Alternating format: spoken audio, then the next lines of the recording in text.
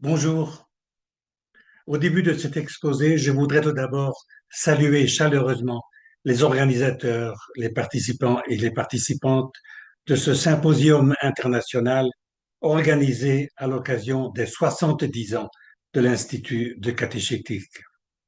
L'objectif de ce symposium, comme vous le savez, est de mettre en relief la dimension éducative de la catéchèse, une dimension éducative fidèle à la tradition, mais aussi novatrice, eu égard aux défis inédits de notre temps auxquels le monde comme l'Église ont à faire face.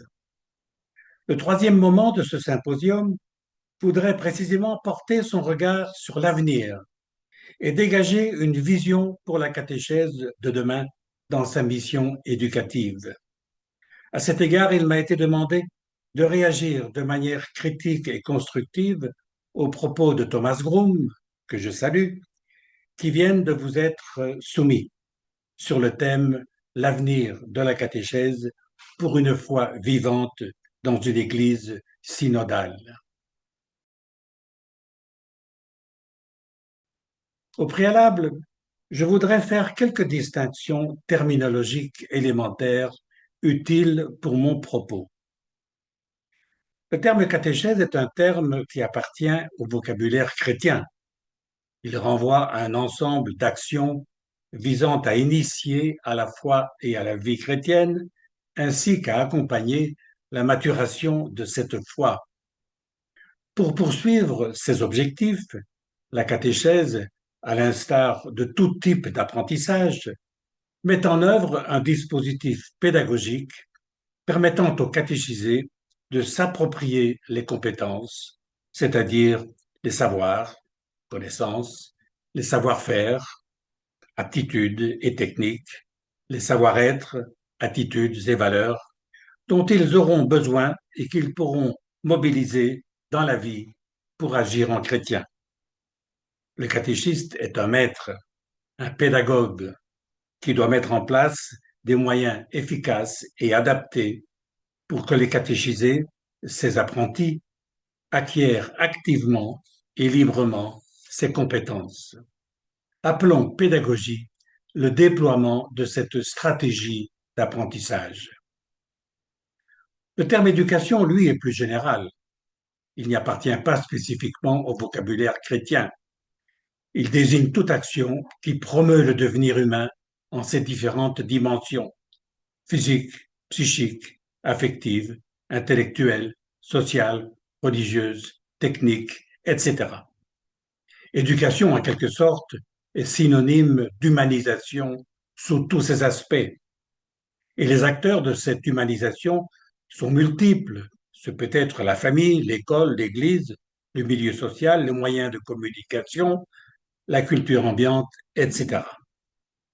Cette éducation-humanisation requiert la collaboration de tous. Dans un contexte historique donné, l'éducation requiert un discernement entre plusieurs fins possibles et un ensemble de médiations institutionnelles et pédagogiques qui s'avéreront plus ou moins efficaces, plus ou moins appropriées, plus ou moins éthiques pour poursuivre les fins qu'elle s'est données. L'enjeu d'une politique éducative est de faire acquérir aux nouvelles générations les compétences qui leur seront nécessaires pour bâtir l'avenir au bénéfice de tous. Ces distinctions terminologiques étant faites, revenons à la catéchèse. La catéchèse, en initiant à la foi et à la vie chrétienne, exerce forcément une fonction éducative. Cette fonction éducative de la catéchèse s'épanouit certes dans la sphère chrétienne, notamment dans les familles, les écoles et les mouvements qui s'y rattachent. On peut parler à cet égard d'éducation chrétienne. Mais la dimension éducative de la catéchèse ne s'arrête pas là. Elle met en jeu des valeurs, inspire des comportements ou pose des questions qui touchent à la vie culturelle, civique, sociale et morale de la société. C'est de cette dimension éducative entendue au sens large dont je parlerai désormais. Après ces clarifications, venons-en à la discussion avec la contribution de Thomas Groome. Je vais procéder de la manière suivante en 3 temps. Dans un premier temps, j'énoncerai de manière synthétique, sans prétention d'exhaustivité, les perspectives que Thomas Groome envisage pour la catéchèse à venir. Dans un second temps, je dirais que les perspectives de Thomas Groome me paraissent très pertinentes sur le plan d'une ecclésiogenèse, mais me paraissent par trop centrées sur l'Église, en risquant ainsi de passer sous silence la fonction éducative que la catéchèse peut exercer sur le monde qui vient. C'est pourquoi, dans un troisième temps, j'énoncerai les priorités que la catéchèse me semble devoir adopter aujourd'hui en donnant aussi bien qu'en recevant, afin de remplir au mieux sa mission éducative dans le devenir de l'Église comme dans celui du monde contemporain, tenant compte des défis historiques qui se profilent devant nous.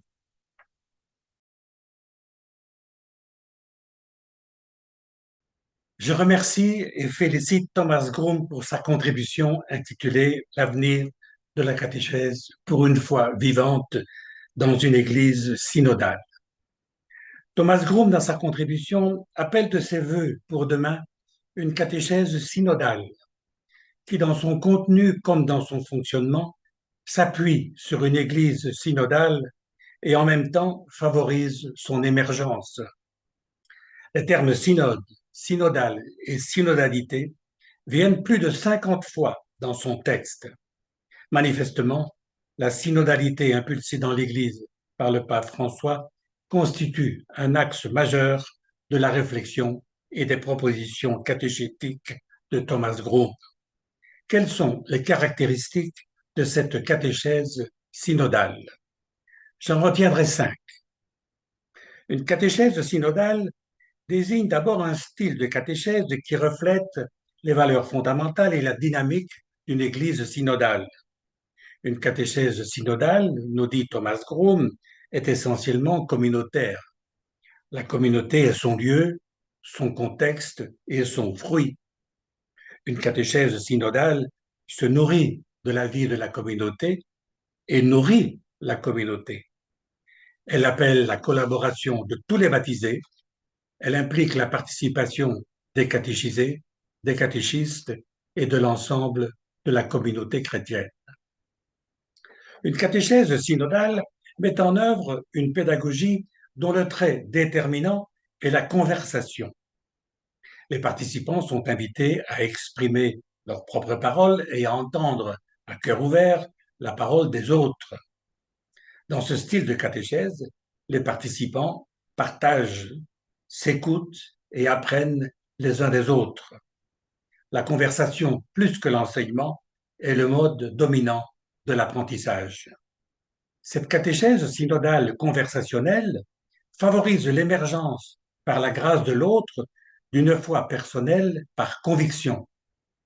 La foi-conviction est une foi que l'on a mûrie dans l'entretien avec autrui, une foi que l'on vit, que l'on pratique, qui donne de vivre et fait vivre. La catéchèse synodale, je cite, appelle des pédagogies communautaires dans leur contexte, conversationnelles dans leur dynamique et qui encouragent la foi par conviction. Cette foi-conviction, appropriée personnellement plutôt qu'héritée passivement, favorise l'exercice de la synodalité. Elle est particulièrement requise pour notre époque laïque. Une catéchèse synodale est encore une catéchèse critique. Critique désigne ici la qualité d'une démarche intellectuelle qui met en suspens les idées établies, se documente, nomme les problèmes, évalue les preuves, avance pas à pas de manière méthodique. Il s'agit, en d'autres termes, dans une dynamique critique, d'apprendre à penser par soi-même et non par procuration. Enfin, une catéchèse synodale, profondément communautaire ad intra, est orientée ad extra vers l'annonce explicite de l'Évangile et le service du monde. Une catéchèse synodale promeut dans la société, en même temps que la foi, des valeurs et des actions de solidarité de paix, d'entraide, de respect et d'ouverture à l'altérité. Elle promeut une foi salvifique, libératrice pour soi-même, pour les autres et pour la vie du monde. Thomas Groom, dans la dernière partie de son texte, montre le déploiement pédagogique en ces différents moments de cette catéchèse synodale. Comme il me l'a été demandé, je voudrais, dans un deuxième temps, discuter les propositions de Thomas Groom que je remercie. Thomas Groom envisage l'avenir de la catéchèse sous le prisme de la synodalité. Le terme catéchèse synodale fait d'ailleurs figure de nouveauté dans le mouvement catéchétique contemporain. Groom met en relief les accents nouveaux qu'apporte à la catéchèse la dynamique synodale. Ces accents nouveaux enrichissent la catéchèse tout en permettant d'avaliser et d'intégrer les acquis du mouvement catéchétique et les avancées successives des différents directoires pour la catéchèse de 1971, de 1997 et de 2020. Je ne récuse rien des perspectives énoncées par Thomas Groom, mais je voudrais néanmoins opérer un déplacement majeur du regard. Car il me semble que, du moins dans son expression, la problématique de Groom est très ecclésiocentrée. Le terme synodal est un terme qui appartient à l'ecclésiologie. L'avenir de la catéchèse, tel qu'il est exprimé par Thomas Groom, s'inscrit principalement dans une dynamique intra-ecclésiale qui, à mon sens, ne dit rien des souffrances, des défis et des virtualités du monde contemporain. Il n'y a pas d'évocation de l'histoire, ni de réflexion anthropologique. On ne voit pas en quoi la foi écoute le monde. On n'entend pas les cris des pauvres, on n'entend pas les menaces de guerre ou les périls que court la planète et ses habitants. On parle d'avenir de la catéchèse sans parler de l'état du monde. De ce point de vue, la contribution de Thomas Groom me semble demeurer dans une perspective d'ecclésiogenèse sans situer cette ecclésiogenèse au sein du devenir du monde confronté aujourd'hui à des défis inédits. Pourtant, toute l'œuvre de Groom a été de souligner le lien indéfectible entre évangélisation et humanisation. Il écrit par exemple dans son ouvrage Christian Religious Education, il écrit l'éducation religieuse chrétienne a une double finalité jumelle immédiate, à savoir la foi chrétienne et la liberté humaine. Évangélisation et humanisation, pour lui, vont de concert. Mais ce lien n'apparaît pas, en tout cas, dans le texte qu'il nous a remis. C'est pourquoi je voudrais opérer ici un déplacement majeur du regard et envisager la dimension éducative de la catéchèse de demain dans une église en sortie, en plein monde. La question posée alors n'est pas de définir la finalité de la catéchèse, mais de savoir précisément quelles priorités adopter en catéchèse afin qu'à l'écoute du monde, en s'en laissant instruire, elle exerce au mieux sa dimension éducative dans l'Église comme dans la société, tant sur le plan de la proposition de la foi chrétienne que sur le plan de l'édification d'une société plus humaine.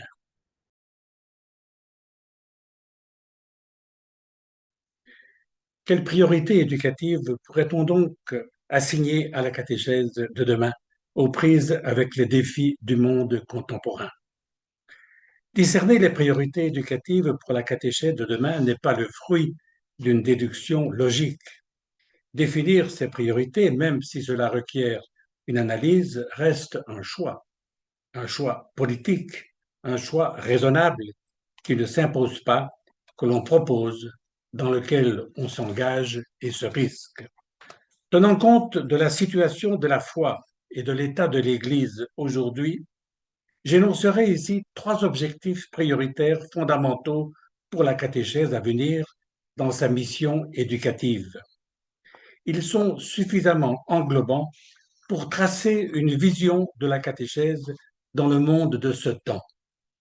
Ils rejoignent au moins en partie les perspectives de Thomas Groom, mais comme vous le verrez, dans un autre cadre de pensée. Ces trois objectifs prioritaires sont énoncés en termes de compétences à acquérir et à exercer, qu'elles soient du domaine des connaissances, des attitudes ou des aptitudes. Voici ces trois compétences éducatives prioritaires. Être capable de penser de manière critique, être capable de coopérer avec les chercheurs de tous bords, être capable d'œuvrer pour un monde plus humain de manière raisonnée et concertée.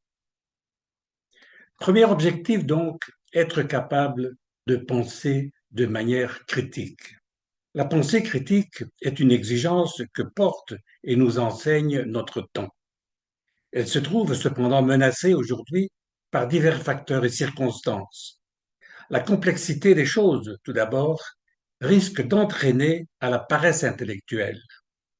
Les tendances populistes, les préjugés sociaux, les discours conventionnels menacent aussi d'éroder l'esprit critique au profit du mimétisme.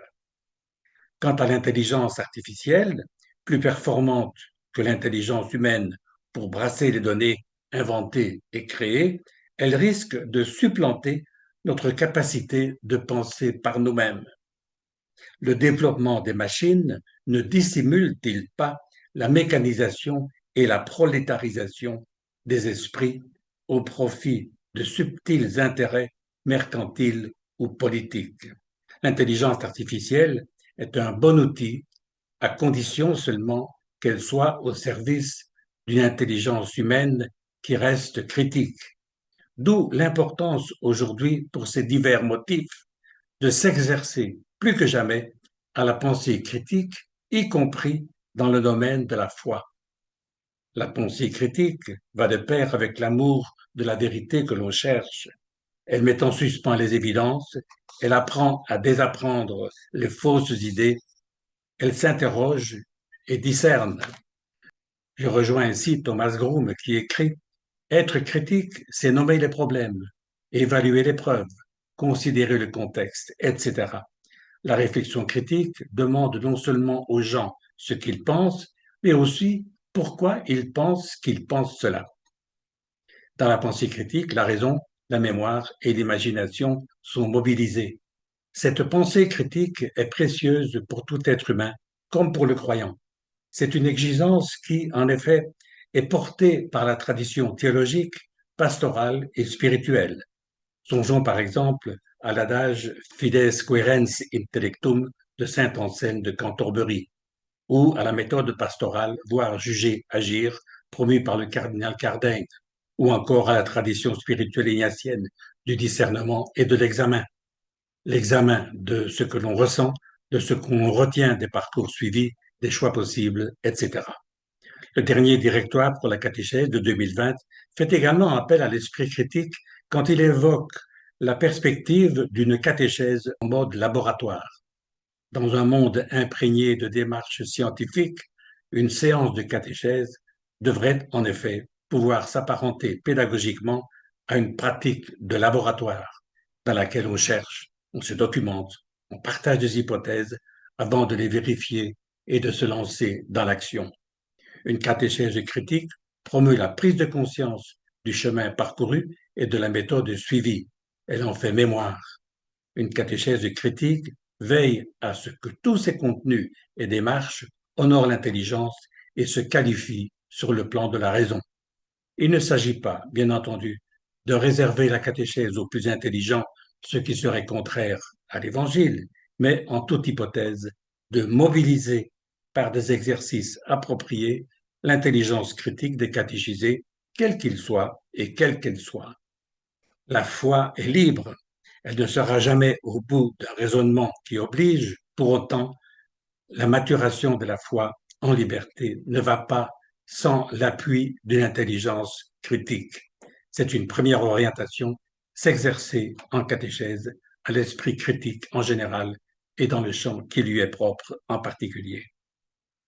Deuxième compétence qu'on peut acquérir durant la catéchèse, être capable de coopérer et de converser avec les chercheurs de tous bords.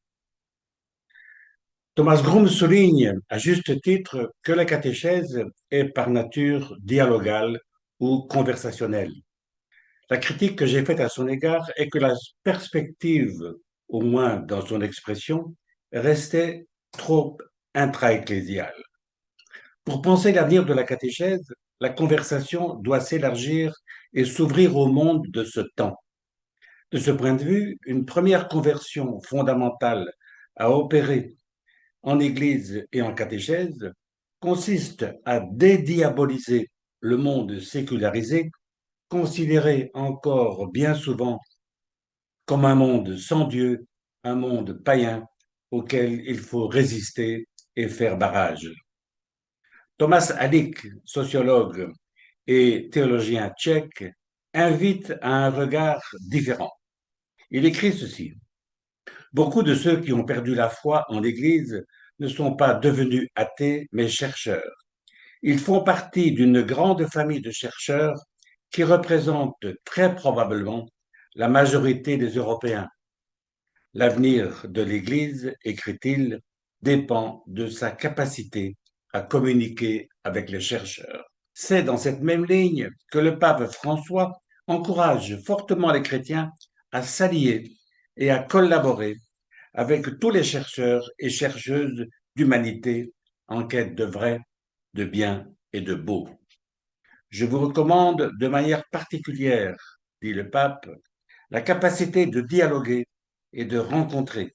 Dialoguer, c'est rechercher le bien commun pour tous. Dans cette optique, la catéchèse devrait s'efforcer d'habiliter les chrétiens et leurs communautés à franchir les frontières géographiques, ethniques, idéologiques ou religieuses et à se mettre en conversation, en recherche avec quiconque.